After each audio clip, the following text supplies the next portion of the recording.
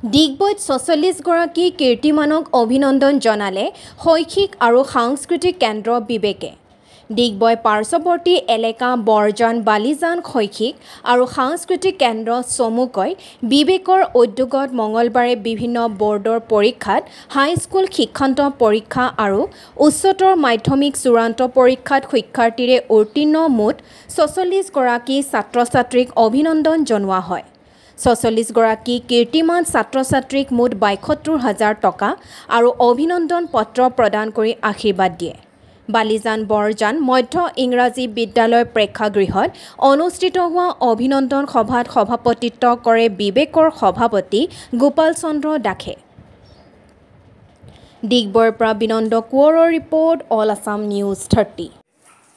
বালিজান মধ্য ইংৰাজী বিদ্যালয়, বালিজান বৰজান শৈক্ষিক আৰু সাংস্কৃতিক কেন্দ্ৰ চমুকৈ বিবেকৰ বাৰ্ষিক বঁটা প্ৰদান অনুষ্ঠান আমাৰ অনুষ্ঠিত হয়।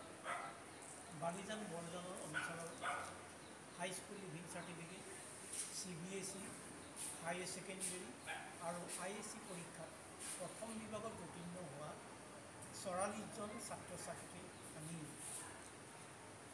ভৱিষ্যতৰ জীৱনৰ দিহা পৰামৰ্শৰে প্ৰায় ৭২,০০০ টকাৰে আৰ্থিক অনুদান আগবঢ়ায় আৰু ইয়াত আমাৰ কেইবাজনো শৈক্ষিক দাতা শ্ৰী সুশীল শইকীয়া, অশোক শৰ্মা, বাসুদেৱ উপাধ্যায়, গণেশ চেত্ৰী, মই গোপাল চন্দ্ৰ দাস, শ্ৰীমান হাজৰিকা এনেদৰে আদি কৰি কেইবাজনে শৈক্ষিক দাতা আগবঢ়াইছে।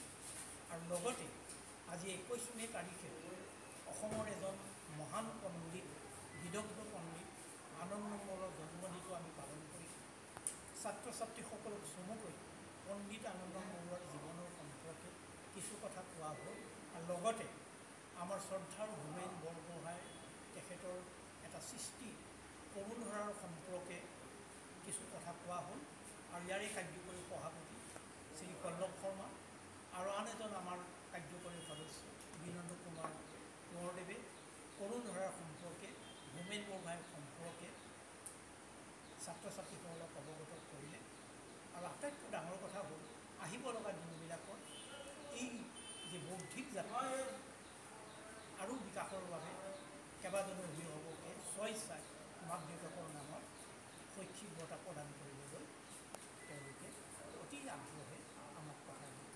আৰু শেষত সাংবাদিক বন্ধুসকলে আমাক উপস্থিত হয় আৰু বিশেষকৈ এই বিদ্যালয়ৰ প্ৰধান শিক্ষক মনোতোষ বিশ্বাসদেৱে আমাক যি সহায় সহযোগ